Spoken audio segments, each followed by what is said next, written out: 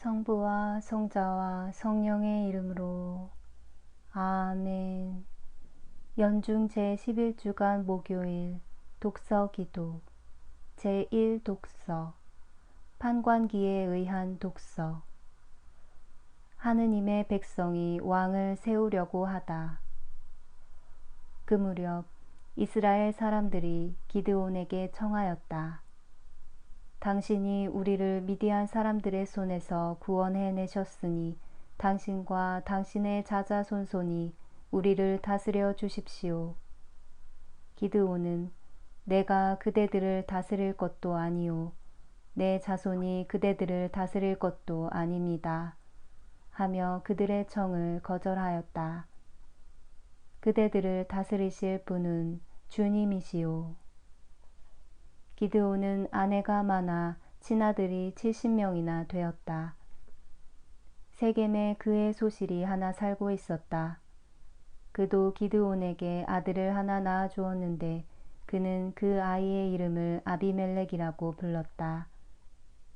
요아스의 아들 기드온은 술을 다 누리고 죽어 아비에젤의 성 오브라에 있는 그의 아비 요아스의 무덤에 묻혔다. 여룹바알의 아들 아비멜렉이 세겜으로 외삼촌들을 찾아가서 외삼촌들과 외가댁 온 일가에게 청하였다. 세겜의 모든 어른들에게 여룹바알의 아들 70명의 지배를 받는 것과 한 사람의 지배를 받는 것과 어느 것이 나으냐고 물어봐 주십시오. 그리고 내가 그들과 한 고륙이라는 것도 잊지 말라고 해주십시오. 그의 외삼촌들은 이 말을 세겜의 모든 어른들에게 전해주었다. 그들은 이 말을 듣고 아비멜렉이 자기들과 한 혈육이라는 생각에서 마음이 그에게 기울어 바알브릿 신전에서 은 70세켈을 내다가 그에게 주었다. 아비멜렉은 그 돈으로 할 일 없는 건달패를 사서 졸개로 삼아 거느리고 오브라에 있는 아버지의 집으로 가서 자기 형제들 곧 여룹바알의 아들 70명을 한 바위 위에서 죽였다. 그러나 여룹바알의 막내 아들 요담만은 어디엔가 숨어 있었으므로 살아남았다. 세겜의 모든 어른들과 밀로의 온 집안은 세겜에 있는 석상 옆 상수리 나무 아래에 모여 아비멜렉을 왕으로 받들였다. 이 소식이 요담에게 전해지자 그는 그리짐산 꼭대기에 가서서 소리 높여 외쳤다. 세겜의 어른들은 내 말을 들으시오. 그래야 하느님도 여러분의 말을 들어주실 것이오. 하루는 나무들이 모여와서 자기들을 다스릴 왕을 세우기로 하고 올리브 나무에게 청을 드려보았소. 우리 왕이 되어주게나. 그러나 올리브 나무는 사양을 했소. 내 기름은 모든 신과 사람을 영화롭게 하는 것. 그런데 나 어찌 기름을 내지 않고 자리를 떠나 다른 나무들을 내려다보며 으스대겠는가. 그래서 나무들은 무화과 나무에게 청을 드려보았소. 자네가 와서 우리 왕이 되어주게나. 그러나 무화과 나무도 사양을 했소. 나 어찌 이 훌륭한 과일을 내지 않고 나 어찌 이 달콤한 맛을 내지 않고 자리를 떠나 다른 나무들을 내려다보며 으스대겠는가. 그래서 나무들은 포도나무에게 청을 드려보았소. 자네가 와서 우리 왕이 되어주게나. 그러나 포도나무도 사양을 했소. 내 술은 모든 신과 사람을 흥겹게 해주는 것. 그런데 나 어찌 이 술을 내지 않고 자리를 떠나 다른 나무들을 내려다보며 으스대겠는가. 그래서 모든 나무는 가시나무에게 청을 드려보았소. 자네가 와서 우리 왕이 되어주게나. 그러자 가시나무는 그 나무들에게 이렇게 대답하는 것이었소. 너희가 정말로 나를 왕으로 모시려는가? 정녕 그렇거든 와서 내 그늘 아래 숨어라. 그러지 않았다가는 이 가시덤불이 불을 뿜어 레바논의 송배까지 삼켜버릴 것이다. 만일 여러분이 이날 여룻바알과 그 집안의 한 것이 떳떳하고 아무 잘못이 없다면 여러분은 아비멜렉과 행복스럽게 잘들 지내보시오. 그렇지 않다면 아비멜렉에게서 불이 나와 세겜의 어른들과 밀로의 집안을 삼키고 세겜의 어른들과 밀로의 집안에서 불이 나와 아비멜렉을 삼키라고 나는 빌겠소. 내가 너희를 다스릴 것도 아니요 내 자손이 너희를 다스릴 것도 아니고 너희를 다스릴 분은 주님이시다. 옥좌에 앉으신 분과 어린 양께서 찬양과 영예와 영광과 권능을 영원 무궁토록 받으소서. 너희를. 제2독서 성 치프리아노 주교 순교자의 주님의 기도에서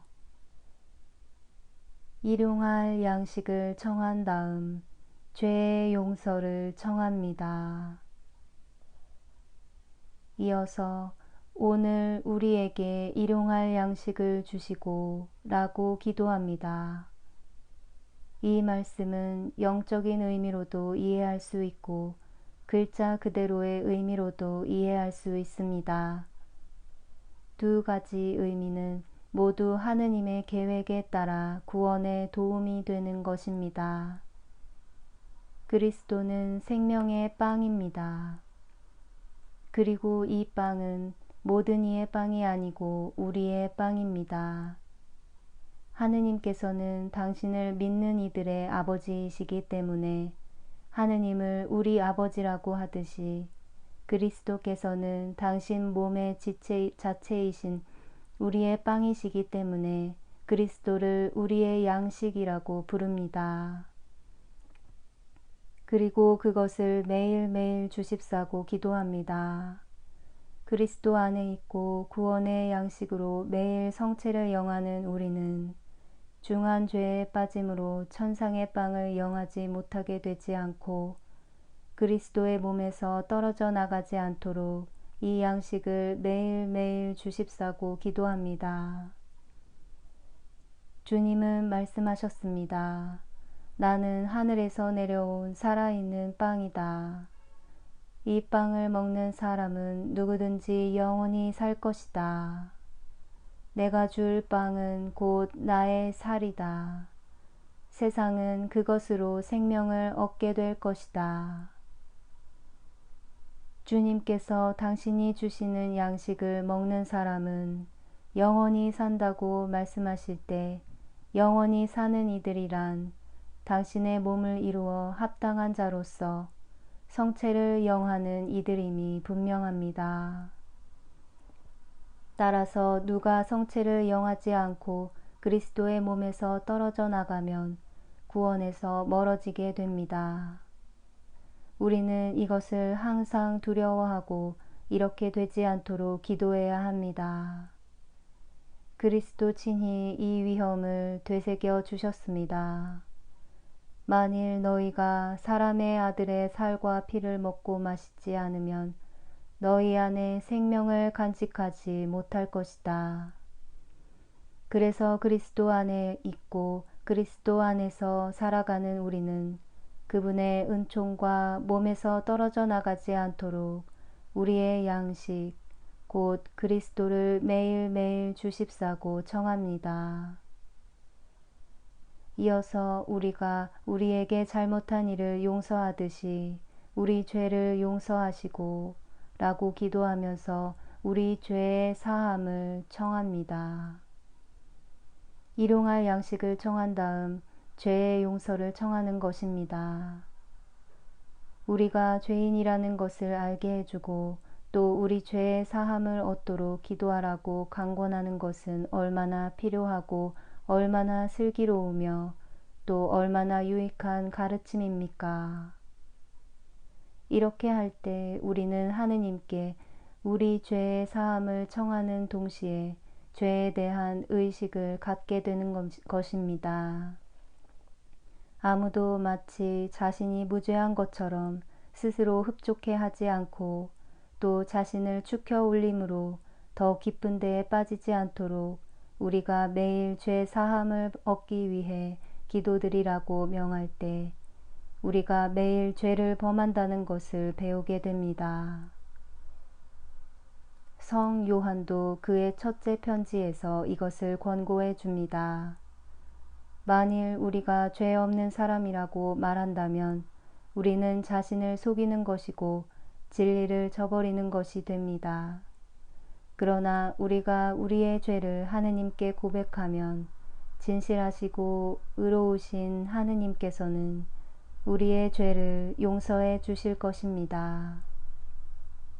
여기에는 죄 사함을 얻기 위해 기도를 바쳐야 하고 또 기도를 바칠 때 하느님의 자비를 청해야 한다는 두 가지 요소가 결합되어 있습니다.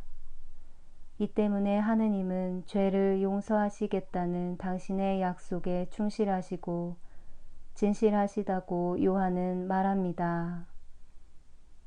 죄 사함을 청하라고 가르치신 분께서는 당신의 아버지다운 자비와 용서를 베푸시겠다고 약속하셨습니다.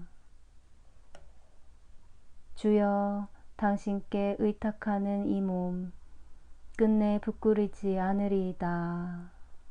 내 바위, 내 성체는 당신이시니 당신의 이름으로 날 이끌어 데려가 주소서. 주여, 나의 불쌍하고 애달픔을 굽어보시고 나의 모든 죄악을 용서하소서. 당신의 기도합시다.